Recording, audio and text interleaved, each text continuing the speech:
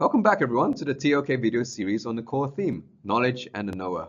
Now the third part of the knowledge framework invites you to think about the methods and tools used to gain knowledge in different areas. In TOK, by method we mean the system, strategy, process, or procedure that we use to gain knowledge.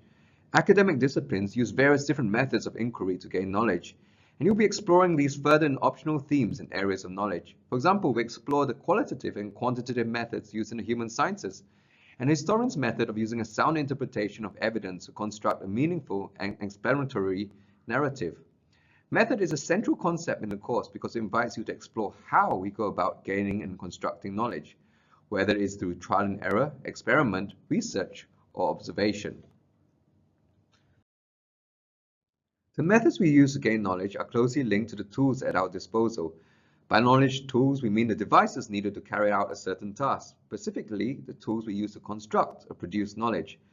Now, just as we use appropriate tools for different practical tasks in everyday life, we also use various tools and methods to gain knowledge. For example, now if you wanted to build a piece of DIY furniture from IKEA, such as a bookshelf, you need a toolbox, including a screwdriver and a hammer, among others. Now, in the same way, as knowers, we require multiple tools for constructing knowledge. There are essential tools we use to gain knowledge, and these are used distinctively in each area of knowledge. These include practical or material tools which could extend our observations further, such as a telescope or microscope. The internet is an obvious example of a practical knowledge tool. If you want an answer, your first stop might be the use of an online search engine, such as Google. Technology in its different forms does affect the way we construct knowledge and think about the nature of knowledge and knowing. Other practical tools, such as those used in mathematics, include a scientific calculator, the protractor, and the compass. And in the natural sciences, equipment such as the Bunsen burner. Cognitive tools, meanwhile, are the mental processes of acquiring knowledge, such as sense perception, imagination, experience, or rational thought. Some might argue that our knowledge is a result of the interaction of various cognitive knowledge tools. As we look more closely at some of these, we might first acknowledge that the tools we use are intermingled. They interact and combine with each other depending on the nature of the knowledge being acquired. None of them work in isolation. Let us now examine some of them more closely. Firstly, our senses, what we see, hear, touch, smell, and taste, play a fundamental role in giving us knowledge about the world. Indeed, according to the major school of philosophy known as empiricism, all knowledge is ultimately based on perceptual experience. This may be quite extreme, but sense perception clearly plays a key role in almost all subject areas, ranging from the sciences through history to the arts. Think, for example, of the role played by observation in biology, eyewitness accounts in history, or the ability to see things with new eyes in the visual arts. There's more to perception than meets the eye, and it is more an active process that common sense realism allows. Rather than our senses passively reflecting an independent reality, our experience of the world is affected not only by what is out there, but also by the structure of our sense organs and our minds. This has implications for the reliability of sense perception as a source of knowledge. On the one hand, it generally makes sense to trust our senses, given that they have evolved in the ways that they have for natural reasons, and are essential to our survival. Our nervous system ensures that if we touch something hot, we immediately and instinctively remove our hand from the heart. This evolved reflex is built into our survival, yet on the other hand, we should keep in mind that our senses cannot always be trusted and may sometimes deceive us. Now, where sense perception relates to what we can experience and observe, imagination goes beyond observation. According to one common definition, imagination is the ability to form a representation of something that is not present to the senses. However, imagination covers both mental images and an entertaining of possibilities. You can imagine all kinds of possibilities and possible worlds, such as a world without war, a world in which we are free of COVID-19. In a number of subjects, we are asked to imagine a scenario where X happens. There's an assumption built in that we can invent an imaginary world that only exists as a possible world in our mind, and not an observable world around us.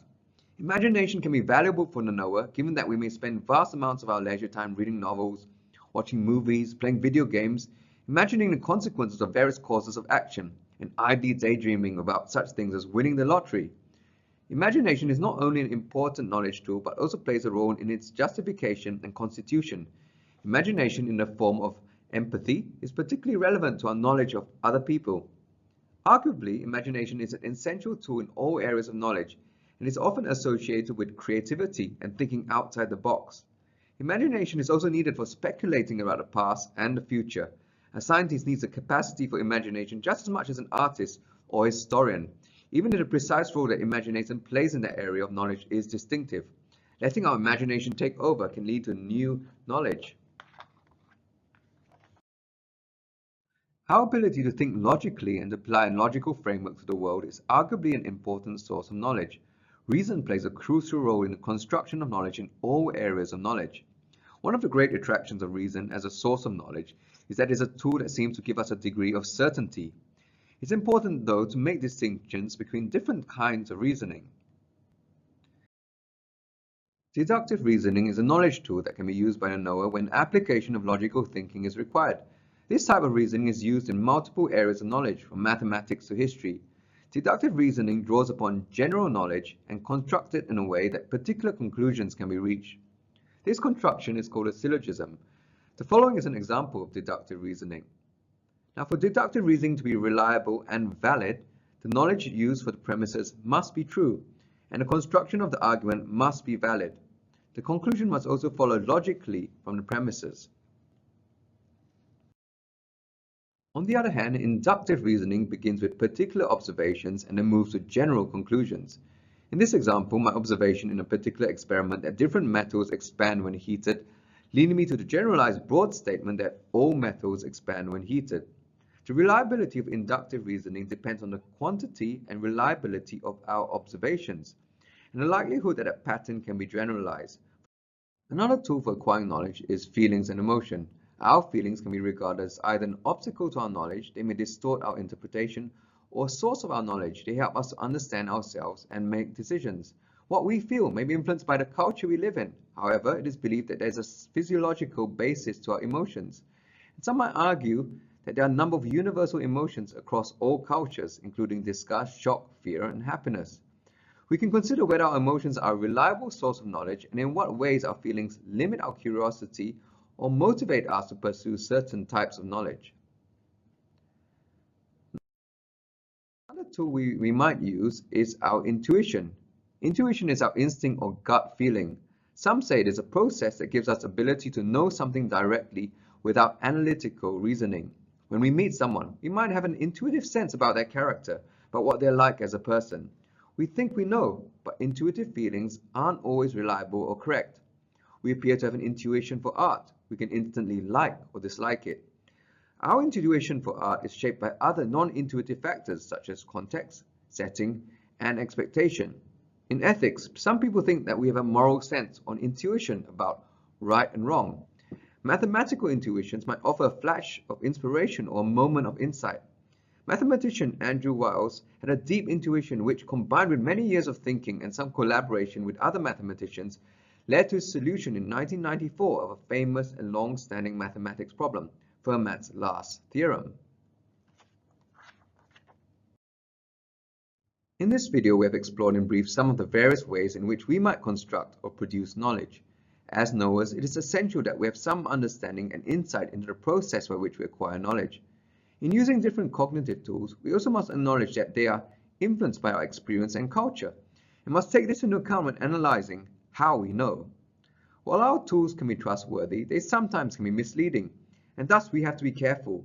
If we aren't, these interpretations might lead us into the dangerous territory of mistaken interpretation or outright prejudice. Lastly, our processes and tools are managed by communities of knowers, and we have to take into consideration the different fields and areas of knowledge within which they operate in the real world. For instance, that our senses can sometimes lead us astray is interesting, but it's a real problem for a community of knowers like scientists, because the method that science uses is based on observations of the world as the primary data. The question then isn't whether senses can sometimes lead us astray, but more importantly, how scientists manage this problem. Each area of knowledge brings with it a method, which will be discussed in future lessons. The point of these methods is to take advantage of the strengths of these cognitive tools and manage the weaknesses of them in relation to the scope of the community. Thus, a successful TOK analysis will consider how these weaknesses relate to the construction of knowledge, whether it be at the individual level or the shared level of the community in the context of the knowledge exchange at hand. Thank you for listening.